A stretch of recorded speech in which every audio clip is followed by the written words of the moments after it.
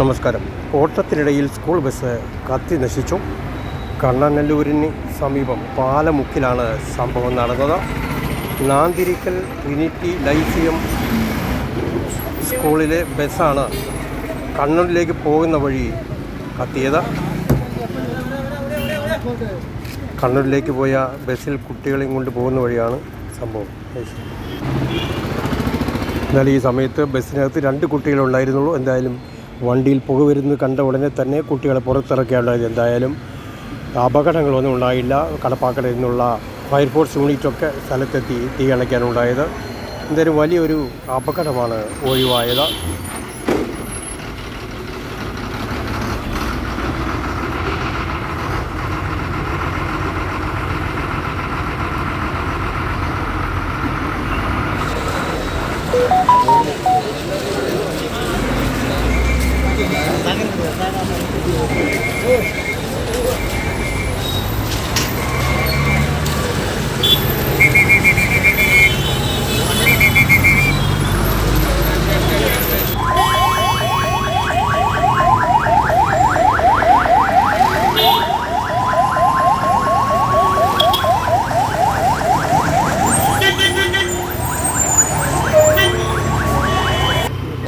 ആദ്യം ഈ വണ്ടി വന്ന് നിർത്തി പുക വന്ന അതിൻ്റെ എഞ്ചിൻ കംപ്ലൈൻ്റ് ആയിട്ടുള്ള ഇത് കണ്ടിട്ടാണ് ഡ്രൈവറും അതിനകത്തിരുന്ന കുട്ടികളെ ഇറക്കില്ല.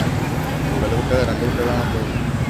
അപ്പോൾ അതിനുശേഷം ആണ് ഇങ്ങനെ പുക വന്നത്. പിന്നെ എല്ലാവരും ഇറങ്ങി മാറി ഇങ്ങനെ പുക ഇങ്ങനെ വന്നുകൊണ്ടേയിരുന്നു.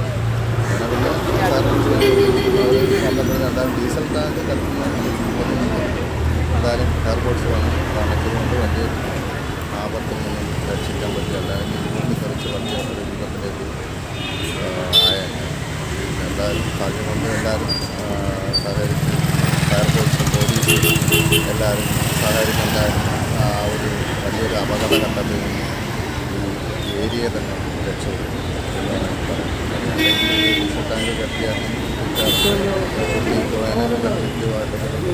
ഇലക്ട്രിക്കിൽ എല്ലാ വൈദ്യുതിയെല്ലാം പെട്ടെന്ന് വിച്ഛേദിക്കപ്പെട്ടു. അപ്പോൾ നേരെ ഇപ്പോൾ അതൊരു ഇപ്പോൾ ഇവരുടെ പെട്ടെന്നുള്ള ആ ഇടപെടിയിൽ വളരെ ചെയ്തെന്നാണ്. ഇത് സ്ഥലം എവിടെയാണ്? ഇത് കണ്ണനല്ലൂർ വടക്കേ മുക്കാണ്. വടക്കേ മുക്കിൻ്റെ പാലമുക്കിനും വടക്കേ മുക്കിനും ഇടയിലായിട്ട്